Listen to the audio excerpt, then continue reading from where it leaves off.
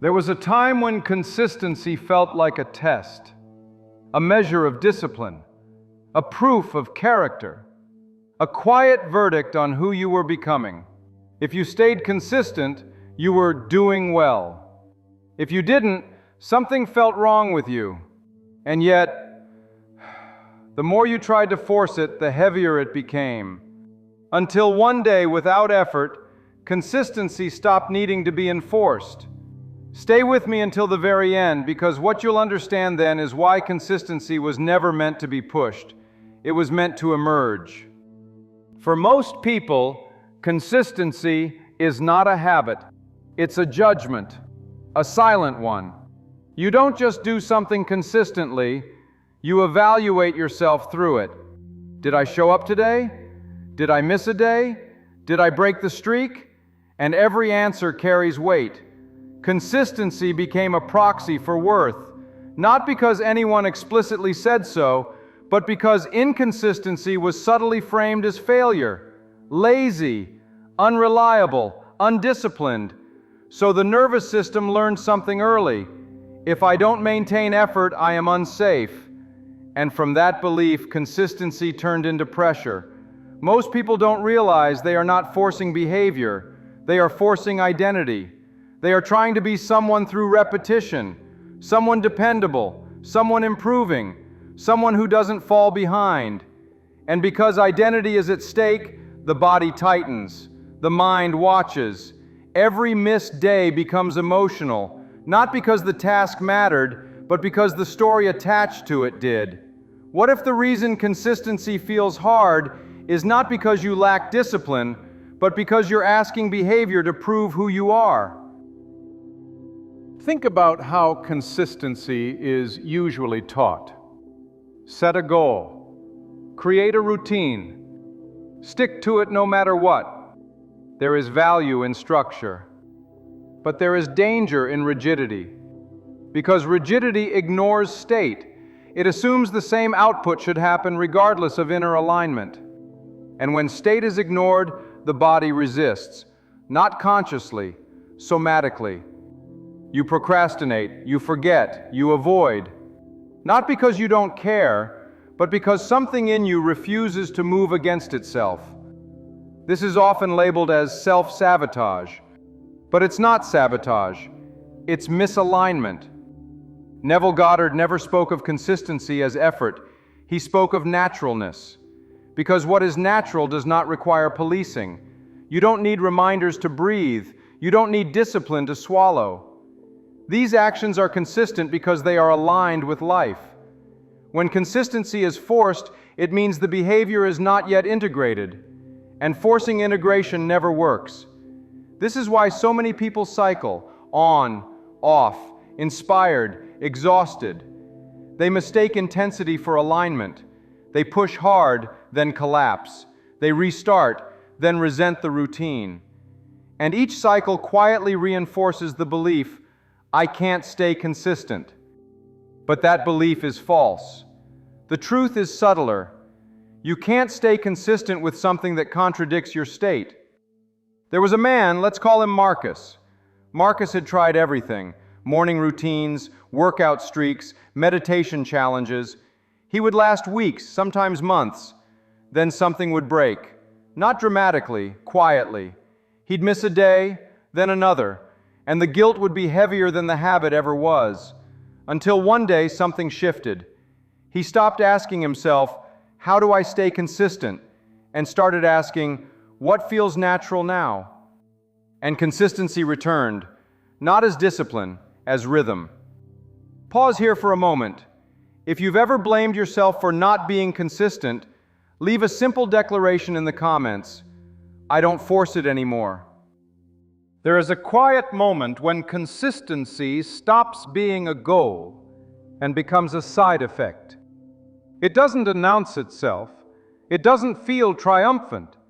You simply realize one day that you've been showing up without negotiating. No inner debate, no countdown, no pressure to stay on track. You just move. This is not willpower, this is alignment. Most people try to build consistency from the outside in. They create structures, they set reminders, they build systems to hold themselves accountable, and structures can help. But structure without alignment eventually becomes friction, because what you're really asking is not, how do I do this every day? It's, how do I become someone for whom this is natural? And that question cannot be answered by force. What if consistency doesn't come from discipline, but from no longer resisting who you already are?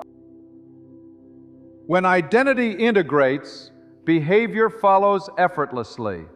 You don't remind yourself to act from who you are, and action expresses it. This is why forcing consistency feels heavy. You're asking behavior to pull identity forward, but identity always leads. When behavior tries to lead, it exhausts itself. Think of something you do consistently without effort, not because it's easy, but because it's you. Maybe it's how you speak, how you respond to people, how you move through certain environments. You don't call that discipline, you call that personality. Consistency feels effortless there because there is no split. The moment you stop forcing consistency, you stop monitoring yourself. And monitoring was the invisible weight. You stop asking, am I doing this right? You stop tracking streaks internally. You trust continuity without supervision. And trust relaxes the nervous system. This is why so many people experience a sudden return of consistency after they give up trying. They mistake this as coincidence. It's not. It's relief. When pressure leaves, energy returns. When energy returns, movement stabilizes. Consistency born from pressure is fragile. Consistency born from alignment is resilient. It adapts. You may miss a day and nothing collapses. You may pause and nothing resets. Because there was never a streak to protect, only a rhythm to return to. This is where the shame around inconsistency dissolves. You stop seeing pauses as failure. You stop reading meaning into breaks. A break becomes information, not a verdict. And because it's no longer emotional, you resume naturally. Neville spoke of living in the end, but the end was never about outcome. It was about being. When you live from the state, the actions consistent with that state appear on their own, not as obligation, as expression. You may notice something else. When consistency becomes a byproduct, you stop overcommitting. You don't promise what you can't sustain. You choose fewer things and stay with them longer. This is not lack of ambition, it is accuracy. Your life becomes quieter, less dramatic cycles, fewer restarts, less self-judgment. You stop motivating yourself because there's nothing to motivate against. And that silence is where consistency lives. Most people think inconsistency is a mindset problem, a lack of discipline, a motivation issue, a failure of will. But inconsistency rarely begins in the mind. It begins in the nervous system. When the nervous system feels unsafe, it resists repetition. Not because repetition is bad, but because predictability once meant pressure. For many people, routines were formed under stress, under expectations, under judgment, under the quiet fear of disappointing someone. So the body learned to associate consistency with vigilance, with obligation, with being watched. What if your inconsistency is not a flaw, but your body refusing to live under pressure again? Think about how your body reacts when you decide to be consistent. There's often a tightening, a subtle contract with yourself. I have to keep this up. I can't fail this time. I need to prove something. Those thoughts don't energize the body, they alert it. And an alerted body does not sustain rhythm. It spikes, then crashes.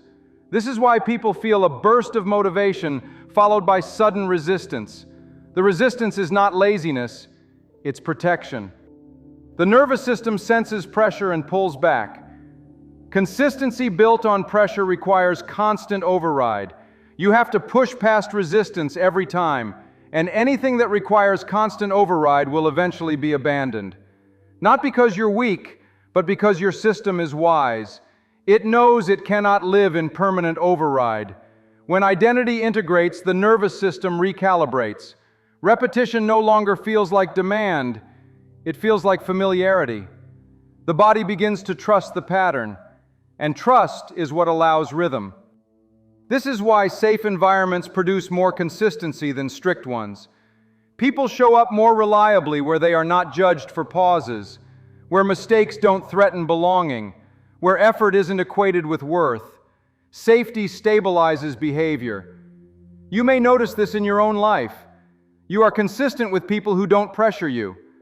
You return naturally to spaces where you feel accepted. You avoid routines that feel like performance.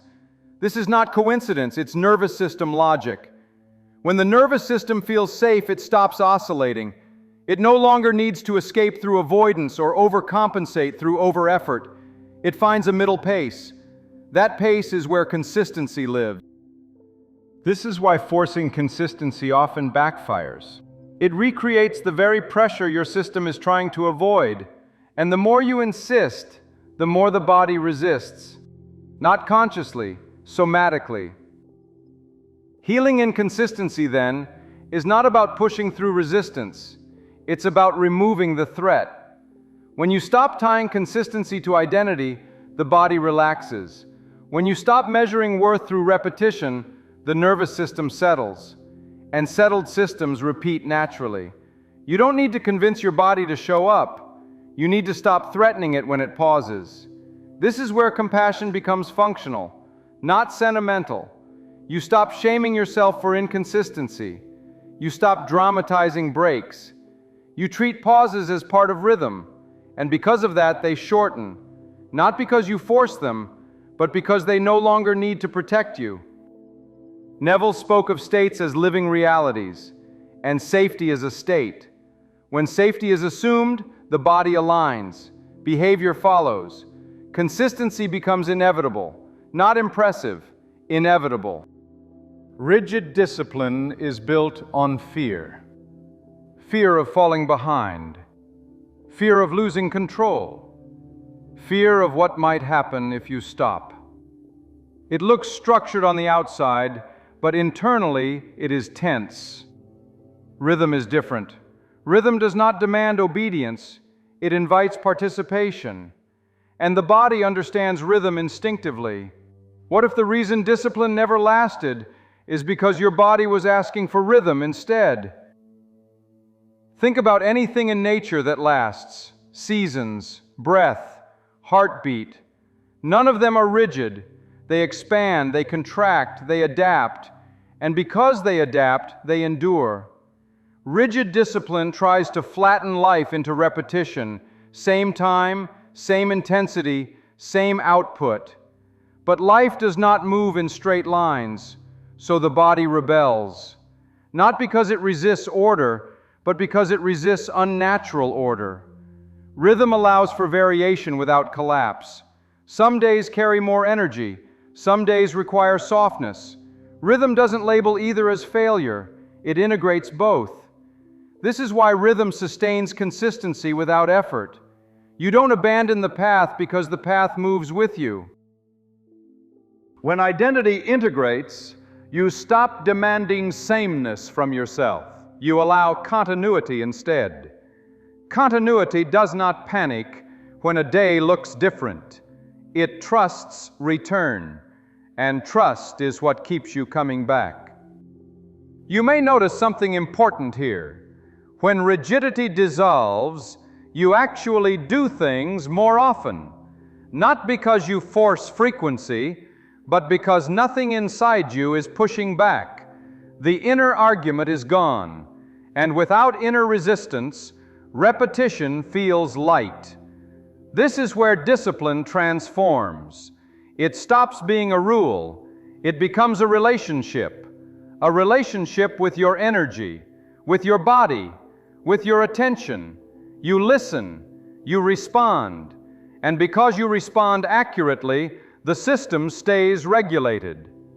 Rigid discipline says, do it no matter what.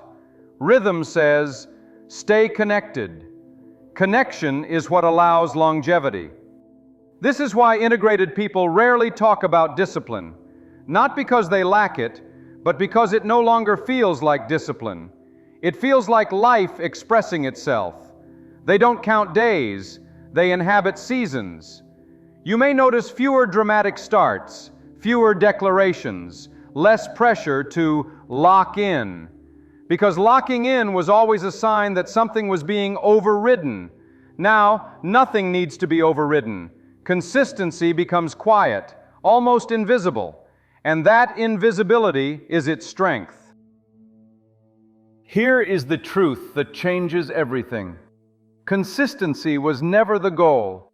Safety was. Consistency was always the result. For years, you may have believed that consistency would give you stability, that if you could just show up enough, repeat enough, prove enough, something inside you would finally relax. But relaxation never arrived, because the order was reversed. You were asking consistency to create safety, when in truth, safety is what allows consistency. A nervous system that feels safe does not need to be pushed. It repeats naturally. It returns without force. It continues without supervision. This is why children repeat what feels good, why artists return to their craft without discipline charts, why people show up effortlessly where they feel at home. Consistency is not imposed there, it emerges. You were never inconsistent, you were cautious. Your body refused to repeat experiences that felt pressurized, monitored, or conditional. That refusal was not failure, it was intelligence. This is where compassion lands fully. Not as self-forgiveness, as self-recognition. You stop trying to correct yourself. You stop negotiating with your energy. You stop asking, "What's wrong with me?" and start seeing what was right all along. When safety becomes your baseline, consistency loses its charge. It stops being a test of character. It stops being proof of progress. It becomes background movement, like breath, like posture, like how you show up in your own life. This is why integrated people rarely talk about staying consistent. There is nothing to stay. They are not holding a line, they are inhabiting a rhythm. And rhythms don't collapse when a beat is missed, they carry on. You may notice now that you no longer fear losing momentum, because momentum is no longer built on pressure, it's built on coherence. And coherence doesn't disappear overnight, it stabilizes. This is also where the future changes. You stop planning your life around discipline. You stop fearing burnout cycles. You stop bracing for collapse. Because your system is no longer oscillating between force and exhaustion. It has found a middle. And the middle is where life sustains itself. Neville spoke of naturalness as the mark of assumption fulfilled. When a state feels natural, you no longer work to maintain it. You live from it. Consistency is simply what living from a state looks like over time. If you're noticing relief as you listen, a softening of pressure around keeping up, that is not complacency, that is alignment. Alignment does not need reminders. It continues because there is nothing to resist. This is the quiet power of integration. Nothing dramatic happens. Nothing collapses. Life simply stops demanding effort to remain in motion. If this way of living resonates, if consistency now feels like something that happens rather than something you chase, stay close to this understanding, not by tracking yourself, but by choosing environments that do not confuse pressure with growth, that do not equate worth with repetition, that allow rhythm. Staying here is not about subscribing to a channel, it's about staying near a way of seeing life where you are not required to prove continuity, where showing up does not cost safety. If being here reminds you that nothing needs to be forced, then staying connected is simply choosing not to forget. Because from this point on, consistency no longer asks for effort. It flows from who you are. And who you are no longer needs to be maintained.